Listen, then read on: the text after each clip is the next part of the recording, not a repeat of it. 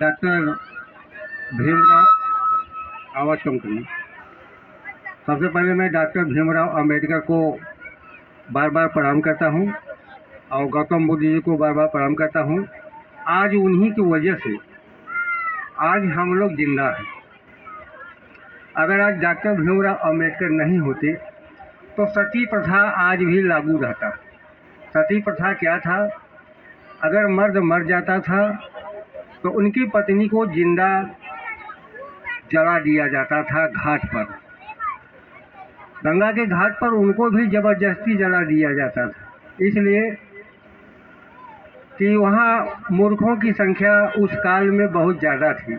लेकिन जब से डॉक्टर भीमराव अंबेडकर जी आए पढ़े लिखे होकर, जब वे पढ़े लिखे होकर आए तुरंत आपत्ति किया था, कहा था खबरदार से माताओं बहनों को कभी जला नहीं सकते। तब जाकर सती प्रथा खत्म हुई। लेकिन आज एक प्रथा और चल रही है, उसको तोड़ना है हमें। एक प्रथा बहुत घातक है। चावल गुड़ जौ घी तेल ये हम पैदा करते हैं, ये पैदा करते हैं, हमारी माताएं बहनें पैदा करती हैं, कीचड़ में पैदा करती हैं, गंदगी में पैदा करती हैं। यहाँ तक मुझे खुल कर बोलना पड़ रहा है कि हगा में भी पैदा करती है, हाथ डालकर अंगुली डालकर। लेकिन उन लोगों ने साजिश करते हैं जिनकी माताएं बहनें धान की रोपाई करने नहीं जाती, वो लोग हमारा चावल गुड़ जौ घी जला रहे हैं। क्यों जला रहे हैं भाई? मुझे सख्त आपत्ति है। इसीलिए मैंने भारत माता सपूत पार्टी बनाया। मैं सपा बसपा भाजपा कांग्रेस आम आदमी पार्टी निषाद पार्टी पर कभी भरोसा नहीं करता, इसलिए कि जितनी पार्टियां हैं सब में चावल गुड़ जौ घी जलाने वाले रखे गए हैं, मुंशी मैनेजर रखे गए हैं, इसलिए कि टिकट वही बांटते हैं। लेकिन हमारे पार्टी में टिकट हम बांटते हैं। तो माताओं बहनों, हम लोग तो संघर्ष करते हैं। बाबा साहब ने क्या कहा था? अरे शिक्षित बनो, संघर्ष करो, संगठित रहो। आज हम संगठित नहीं हैं, इसलिए आज हम शिक्षित नहीं है इसलिए संगठित नहीं है। तो हम लोग इसीलिए बाबा जी के चरणों में बार बार मन्नत मांग रहे हैं कि हे भगवान, हे बाबा जी हमको कुछ सद्बुद्धि दीजिए। लेकिन हम लोग गलती कहाँ करते हैं? जितनी भी राजनीतिक पार्टियां हैं सबको वोट चाहिए, लेकिन नरेगा में यूनिवर्सिटी बनाने के लिए, खम्भा पर पिलर पर डिग्री कॉलेज बनाने के लिए कोई जो है तैयार नहीं है, कोई राजनीतिक पार्टी तैयार नहीं है। लेकिन हम हैं। भारत माता सपूत पार्टी की जितनी सरकार आएगी नरेगा में यूनिवर्सिटी कॉलेज बनेगा, PhD कॉलेज बनेगा, पढ़ेंगे सब लोग, बढ़ेंगे सब लोग। जब तक नरेगा में डिग्री कॉलेज नहीं बनेगा तब तक बाबा साहब का मिशन का अधूरा रहेगा। और जब तक नरेगा में डबल ट्यूबवेल नहीं लगेगा तो माताएं बहनें सिंचाई करेंगी, पाइप मोड़ेंगी, समय खराब होगा, बर्बाद होगा, राज वो करेंगे। मैं उनका विरोधी नहीं हूँ, वो अपना चावल गुड़ जलाएं, हमको नहीं आपत्ति है, लेकिन अपने हाथ से पैदा करके जलाएं। चावल गुड़ घी जो भी जलाना है वो अपने हाथ से पैदा करके जलाएं, लेकिन हमारा न जलाएं। मैं नहीं जलने देता, इसीलिए सतीश बहादुर बेलदार की इज्जत होती है। मैं अपना चावल गुड़ घी जौ नहीं देता जलाने के लिए, मैं उसको पैदा किया हूँ।